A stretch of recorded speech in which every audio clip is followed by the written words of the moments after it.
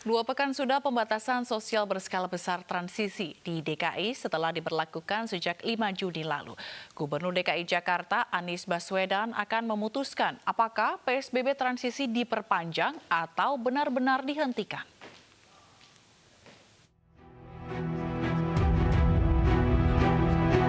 Pemerintah Provinsi DKI Jakarta resmi menetapkan PSBB transisi sejak 5 Juni lalu. Dalam keputusan gubernur tersebut, jika dalam masa transisi selama 14 hari tidak terjadi peningkatan kasus COVID-19, masa transisi kembali dilanjutkan 19 Juni hingga 2 Juli mendatang. Namun masa transisi bisa dihentikan jika terjadi peningkatan kasus baru secara signifikan berdasarkan hasil pantauan dan evaluasi gugus tugas percepatan penanganan COVID-19 tingkat provinsi. Hingga saat ini, ibu kota masih menjadi wilayah paling tinggi dalam kasus positif virus corona. Berdasarkan data gugus tugas percepatan penanganan COVID-19, jumlah kasus positif virus corona per tanggal 18 Juni bertambah 173 kasus baru.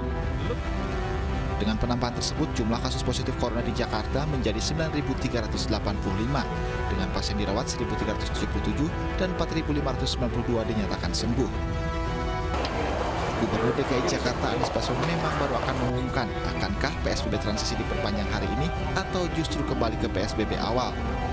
Pada saat berkunjung ke pusat perbelanjaan 16 Juni lalu, Anies mengungkapkan hasil evaluasi PSBB transisi dalam 10 hari terakhir.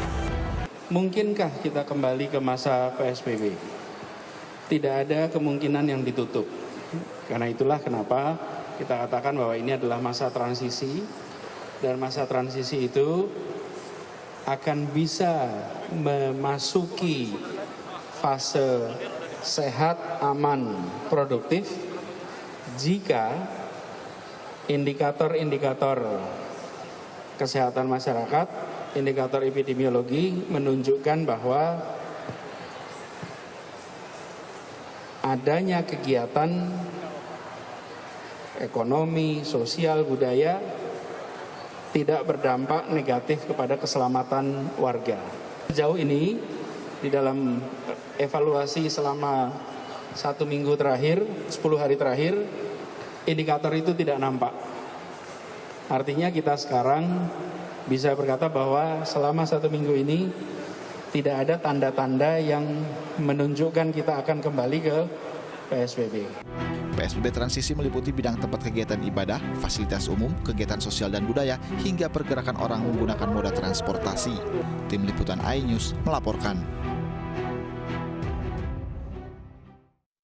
Pemirsa, di tengah pengembangan vaksin COVID-19, hingga kini belum ada obat yang terbukti mampu menyembuhkan corona.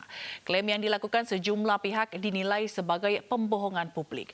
Berikut kami hadirkan kembali pernyataan epidemiolog UI Pandu Riono dalam program Special Report hari ini. Tidak ada obat yang bisa menyembuhkan corona sampai sekarang. Klaim-klaim yang dilakukan itu menurut saya tidak berbasis evidence. Jadi saya nggak tahu apa motifnya untuk melakukan klaim bahwa obat ini bisa bermanfaat. Banyak sekali obat-obat yang sekarang dicabut ketentuannya sebagai emergency authorization, yang seperti hidrokloroquine sekarang dianjurkan tidak diberikan lagi. Apalagi obat-obat baru yang katanya campuran beberapa obat yang hanya berdasarkan hasil penelitian pada sel, kemudian diklaim bisa menyembuhkan efektif.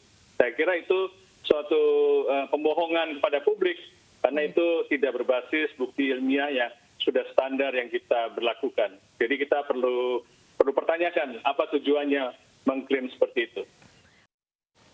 Proses evakuasi gelombang kedua WNI anak buah kapal MV Eurodam kembali digelar Kamis pagi. Total ada 444 ABK yang dievakuasi melalui dermaga JICT 2 Tanjung Priuk, Jakarta.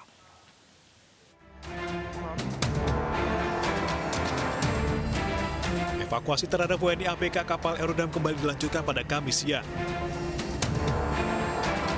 Pada evakuasi gelombang kedua ini, total ada 444 ABK yang dievakuasi. Proses evakuasi menggunakan 5 kapal Thunderboat yang dikawal tim Raider Kopaska Kormada 1 TNI Angkatan Laut dan Satuan Patroli Lantamal 3. Setibanya di dermaga JICT 2 Tanjung Priuk, ratusan ABK MV Eurodam ini menjalani rangkaian protokol kesehatan. Mereka kemudian ditempatkan di 2 hotel berbeda di kawasan Jakarta Pusat.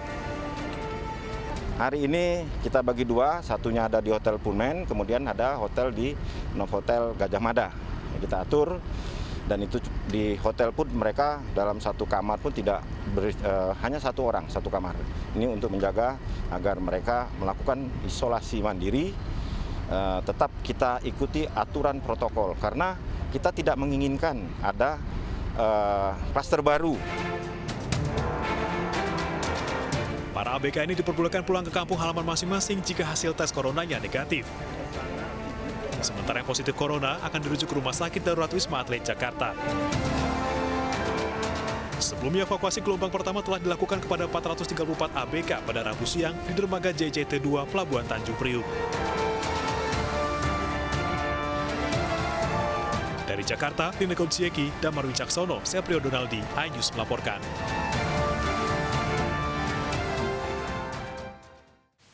Dewan Masjid Indonesia mengusulkan sholat Jumat dalam 2 shift berdasarkan ganjil genap nomor telepon. Sementara itu, Wakil Ketua Komisi 8 DPR RI Aceh Hasan Sadzili mengimbau hal ini tidak menjadi polemik di masyarakat.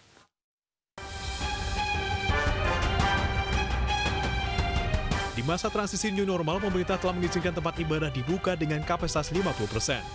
Namun hal ini membuat jemaah masjid tidak tertampung saat digelarnya sholat Jumat. Ketua Dewan Masjid Indonesia Yusuf Kala menerbitkan surat edaran yang mengatur sholat Jumat di fase transisi new normal. Aturan tersebut yang di sholat Jumat dibagi dalam 2 shift serta ada aturan ganjil genap berdasarkan nomor telepon.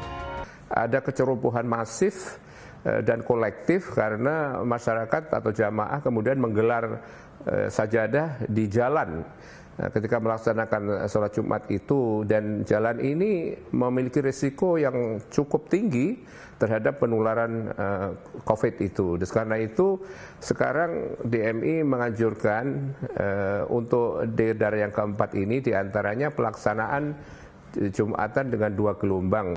Sementara itu, Wakil Ketua Komisi 8 DPR RI Aceh Hasan Sadzili menilai penerapan ganjil genap nomor telepon bagi jemaah yang hendak beribadah sholat Jumat di masjid jangan sampai menjadi polemik di masyarakat. Ini kan sebetulnya tidak harus menjadi polemik di masyarakat ya.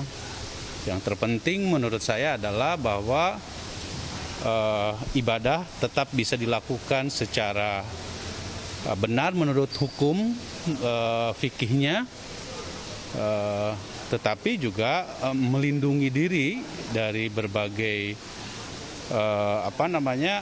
COVID-19. Sebelumnya, Majelis Ulama Indonesia telah mengeluarkan fatwa mengenai tata laksana sholat Jumat di masa pandemi COVID-19. MUI mengeluarkan fatwa ya. Fatwanya yang pertama adalah sholat Jumat itu 1 kali. Karena ada physical distancing, maka jamaah memerlukan space yang banyak, yang luas.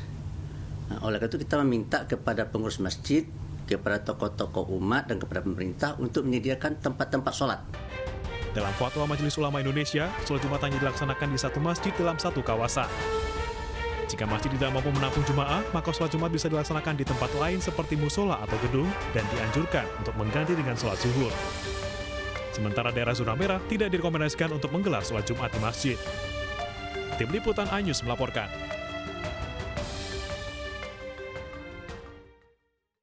Pemerintah Kota Surabaya mengimbau sejumlah tempat ibadah untuk sementara tetap ditutup.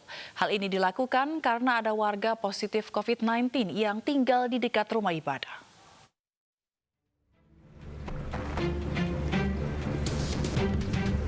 Meski pemerintah telah mengizinkan tempat ibadah untuk menggelar peribadatan, namun pemerintah Kota Surabaya mengimbau 20 masjid dan gereja untuk tutup sementara waktu.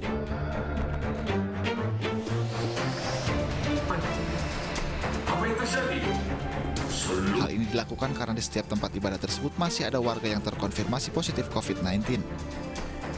Selain itu, kawasan rumah ibadah ini juga termasuk dalam zona merah COVID-19.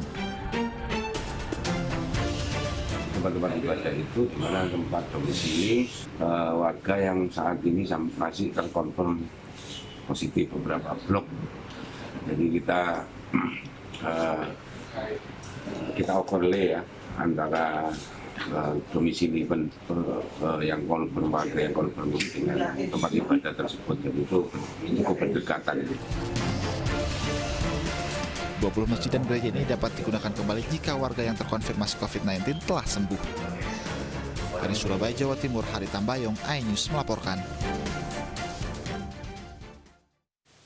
79 warga binaan lapas wanita kelas 2A di Goa, Sulawesi Selatan positif COVID-19.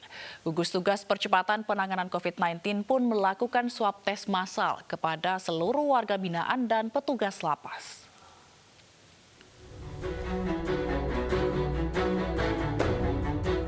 Warga binaan lapas wanita kelas 2A Kecamatan Patalasang, Goa, Sulawesi Selatan yang terpapar virus corona terus bertambah.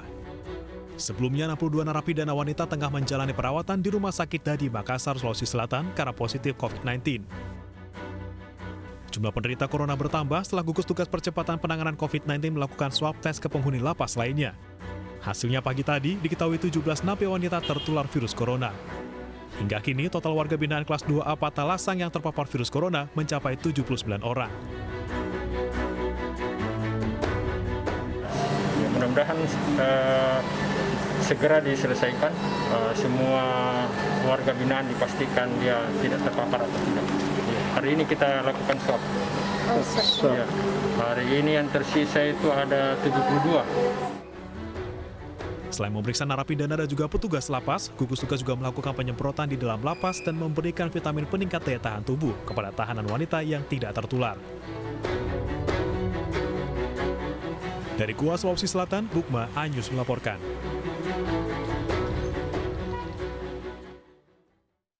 Kasus positif COVID-19 dan pasien yang terus bertambah membuat semakin meningkatnya kebutuhan alat pelindung diri sesuai standar kesehatan, terutama bagi tenaga medis yang langsung bersentuhan dengan para pasien.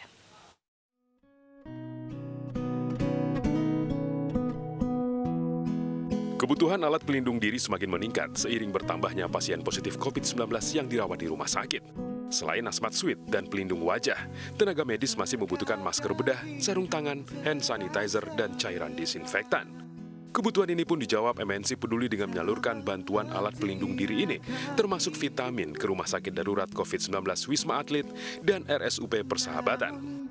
Ini memberikan dorongan semangat kepada kita semuanya yang ada di sini untuk tetap mengoperasionalkan Rumah Sakit Darurat COVID-19 sampai dengan nantinya kita selesai, mudah-mudahan dengan semuanya ini penurunan dari COVID-19 bisa kita laksanakan. Bahwa kami di sini bekerja merasakan tidak sendiri, karena masih banyak masyarakat di luar sana, baik instansi, kemudian komunitas, ataupun bahkan perorangan yang menyalurkan bantuannya melalui CSR. Dukungan MNC Peduli ini tidak terlepas dari donasi masyarakat Indonesia kepada tenaga kesehatan yang masih berjuang dalam upaya memutus penyebaran virus corona. Oleh sebab itu, MNC Peduli terus mengajak masyarakat Indonesia untuk selalu mematuhi protokol kesehatan dengan memakai masker dan cuci tangan. Hari ini kami memberi bantuan berupa face shield, surgical mask, disinfektan, hand soap, dan juga vitamin C. Harapannya tentu bisa membantu tim medis di rumah sakit ini agar bisa menangani semua case COVID dengan baik dan juga dengan perlengkapan yang memadai. Perjuangan masih panjang. Untuk itu mari kita bersama MNC Peduli berdonasi sebagai bentuk dukungan kepada tim medis dan juga masyarakat yang terdampak mewabahnya COVID-19 ini. Tim iNews melaporkan.